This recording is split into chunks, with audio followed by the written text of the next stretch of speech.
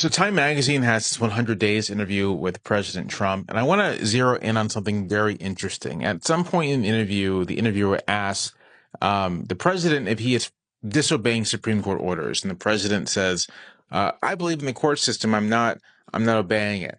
And the interviewer says, "The Supreme Court ruled 9-0 that you have to bring back Kilmar Abrego Garcia. You haven't done so. Aren't you disobeying the Supreme Court?" And Trump answers, "Well, that's not what my people told me. They didn't say it was. They said it was the 9-0 was something entirely different." So then the interviewer quotes from the ruling. Let me quote from the ruling. "The order properly requires the government to facilitate Abrego Garcia's release from custody in El Salvador.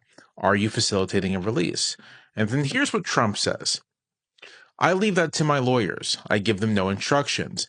They feel that the order said something very much different from what you're saying, but I leave that to my lawyers. If they want, and that would be the Attorney General of the United States and the people that represent the country, I don't make that decision." That I don't make that decision.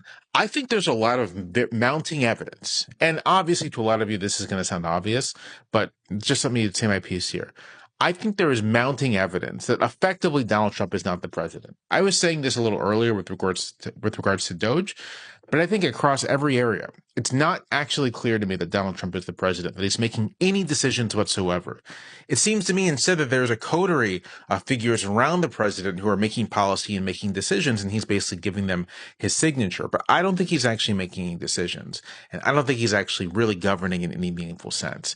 I think he's basically a figurehead for whoever happens to get into the Oval Office to press their particular agenda.